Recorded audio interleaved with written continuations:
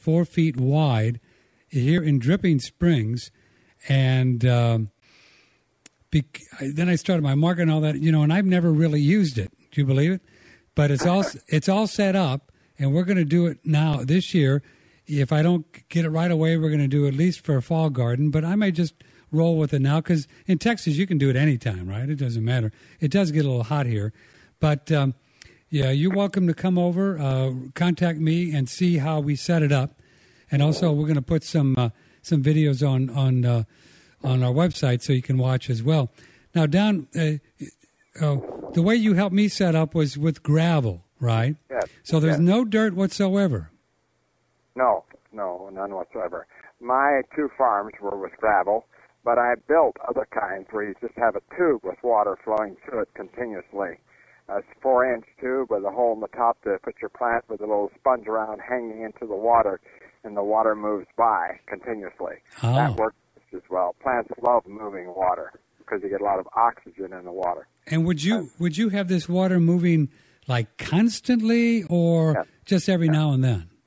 No, I have it moving continuously past the roots. That's one way. And another way is to have a trays where the water stays in and then you change it every so many minutes. Yeah, that's another kind because it needs to get new oxygen to the plants. Now, the way he set up myself up, folks, is it's a bed, but it slants, right? And we have lots of gravel. It's a little pea gravel. And then we have a tank that I mix with rainwater and ocean water to a specific total dissolved solids, right down for about 1,500 parts per million. And then you can just turn on a crank, and it just automatically fills up the bed, and which the roots are down in the gravel. Huh, Don Jansen? That's right. And that's all they need. And then I would only have to get them wet a couple times a day? Once a day. Once a day. Yeah, that's all. Once a day, and the gravel holds moisture. The sand piles hold moisture very well. So I see. Yeah. Yeah. And then you use the same, you pump, you drain it back. Then you drain it back because it's on a slant, folks, so it drains back out to a little barrel, and we have a float pump, and the float pump, when it gets full, it puts it back into the big barrel. So it's all done with just one little pump. Very, very small pump. Correct. And then you can use the same, people keep, because the fertilizer companies have hoodwinked farmers into believing, you need 50 pounds on acre this year, you're going to need 80 pounds next year. They keep dumping it on our soil. And if you ever grow hydroponically, you find out that I actually lost very little nutrition out of the ocean water. The water evaporated and my concentration of nutrition got stronger daily. And I'd have to add fresh water in the middle of the month. No kidding. Yeah, I never added fertilizer ever after the first dose. You'd actually have to add more water because that's amazing. Because those little roots don't eat that much. We keep thinking like our obese Americans eat. That's what we were thinking of. Uh-huh.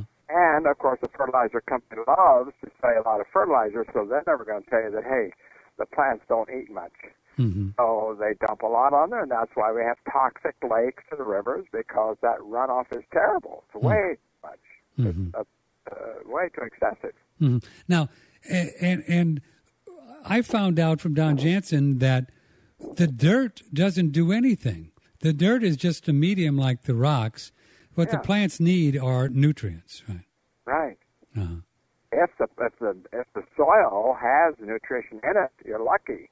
But it's been leached for so many million years in the United States and most countries in the world now that it's all in the ocean. It's out of the soil. And they put in 3 and 4 and 5, maybe 10 elements, but that's a long ways from 90 in the ocean. So we're always underfed. Most food is empty, basically. So the ocean has 90 elements. If you dilute ocean water, then you can get that beautiful spectrum of minerals introduced to the plants, and then now those plants don't uptake everything because they're all designed to only uptake a certain amount. Correct? Right. Yeah. Tomatoes pick up 56. Sweet potatoes pick up 69. Basically around there, 69, 68, 65. tomatoes 56, 55, 57. They stay right in that area, and they continually do it, and all tomatoes do. And however, I found out that wheatgrass picks it all up. Grasses pick up all the elements, and that is phenomenal. That's why, really, I've quit growing vegetables and grow mainly wheatgrass anymore. And, that's one of the most amazing things. When did you find that out, that grass will take up every mineral that you introduce to it? Well, I set a farm up at the University, Gulf Coast University, asked me to set up a test plant there, so I set up a 4-bed garden on their facility by the power plant. And I also grew tomatoes in competition with their regular fertilizer. And at the end, our fertilizer was superior in every way. Our plants were hardier. We put way more pounds on. The tomatoes lasted way longer. Everything was better in every aspect. So, but when I was finished, I had set some of the tomatoes, and I had put basil as a companion plant between the tomatoes. And I also had grass growing on the side, not on the beds, but on my own. So I took those good tomatoes and my wheatgrass and checked the enzymes in the lab close by here in Gainesville. And it came back that the essential amino acids of wheatgrass were 5 times higher than my ocean-grown tomatoes, all 21. And I thought, why am I knocking myself out for 3 months to grow a tomato when wheatgrass I can clip every 10 days, and I have a food that has 5 times more amino acids. It picks up all the elements. I had that tested, and sure enough, it took all of them. It's such a superior plant when you feed it ocean water that it's not worth growing other food.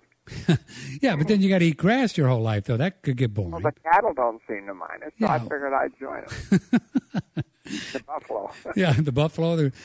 Don Jansen's with us. If you'd like to join us, 888-1NET6, 888-1NET6 is the telephone number on One Radio Network.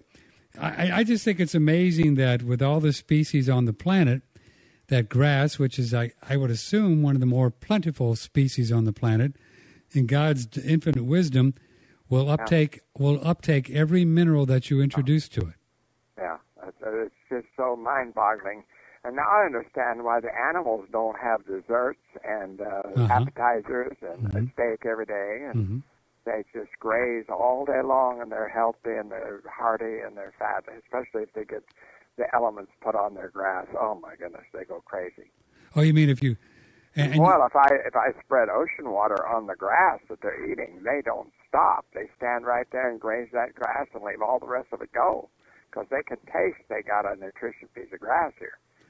And you've done that. Did you do some work with some buffalo herds? Yes, I did that with buffalo. The buffalo never wanted to eat along roads. Right. So I took ocean water and I put it along the roads, and the buffalo wouldn't quit. They came to the road and they laid down and they ate on that, and they all summer they stayed by the road. And they hate people and cars and stuff, so they usually hit. And that summer they grazed on that edge just like lawnmowers. It was incredible. It was so different. I knew that I had something there. Well, animals know. They know intuitively what's in the grass. I mean, I watch my dog sometime, Bria, a golden retriever, who you'll probably hear bark during this broadcast. She's right outside. And she'll as you know, folks, if you have animals, she'll just pick around and smell and walk around, and she'll know exactly what to eat. Some stuff, she turns up her nose, and all of a sudden she goes, "Oh, yeah, this is good." They just know, man. They just know. Well, they eat out of my trays if I lay them down. Sometimes I have a pad. I'm finished with it, and it has some grass on it. They come over, and the cats and the dog, they will eat that grass right off the top, pull it off the top, and chew it. Now, folks listening now, and it's easy to get. You can get gallons of ocean water, and not very expensive.